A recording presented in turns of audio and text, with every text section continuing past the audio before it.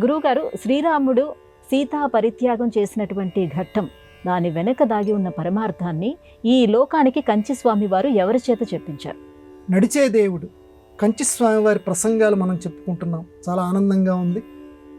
ఆయన ఒక విషయంలో, ఇందాక మీరు చెప్పారే సీతా పరిత్యాగ విషయంలో లోకానికి ఒక సందేశం అందించదలుచుకున్నారు. లోకంలో ఆధునిక కాలంలో చాలామందికి వచ్చే ప్రశ్న ఏంటంటే, అగ్ని పరీక్షకి సీతమ్మని రాముడు గురి చేశాడు కదా యుద్ధకాండలో, మళ్ళీ ఉత్తరకాండలో ఎవరో ఏదో అన్నారు అని చెప్పి మళ్ళీ సీతమ్మని అడవికి పంపించటం ఏమన్నా బాగుందా? అంతటి లోకాభిరాముడైనటువంటి రాజారాముడైనటువంటి శ్రీరామచంద్రమూర్తి అలా చేయవచ్చా అని అంటే, దీనికి పరిష్కారం లోకానికి చెప్పించదలుచుకున్నారు కంచిస్వామి వారు. ఎవరి ద్వారా?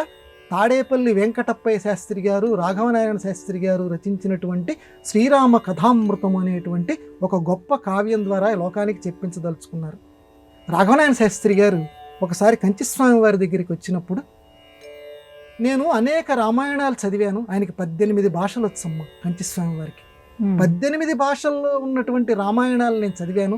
13వ ఏట నుంచి ఆయన పీఠాధిపతి కింద వచ్చారు. ఆయన మహానుభావుడు, 100 ఏళ్ళు బతికారు. కాబట్టి అనేక రామాయణాలు చదివాను. కానీ మీ రామాయణంలో, శ్రీరామ కథామృతంలో సీతా పరిత్యాగం చేయటం వెనకాల ఏదో గొప్ప రహస్యం ఉందని విన్నాను. అదేమిటో లోకానికి తెలియచేయండి అని రాఘవనారాయణ శాస్త్రి గారిని కంచిస్వామి వారు అడిగితే ఆయన చెప్పారు. ఏం చెప్పారంటే, రాముడు సీతని రెండవసారి అడవులకి ఎందుకు పంపించవలసి వచ్చింది అని అంటే, అది కేవలం ఎవరో చెప్పారని కాదు, దానికి కారణం ఉంది.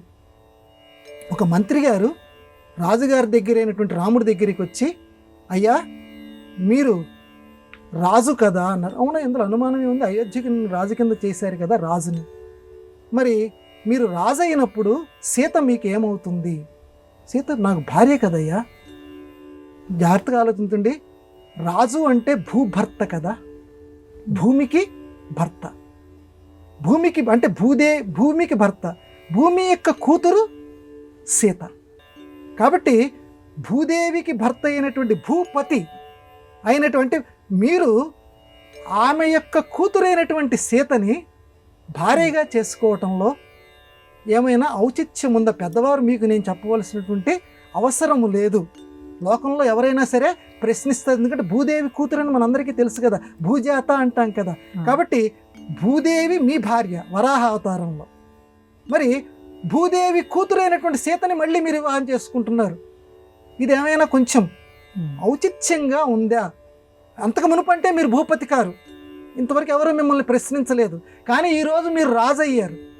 రాజు అయినప్పుడు ఎవరైనా మిమ్మల్ని ప్రశ్నిస్తారు, భూపతి అయ్యారు ఈరోజు మీరు.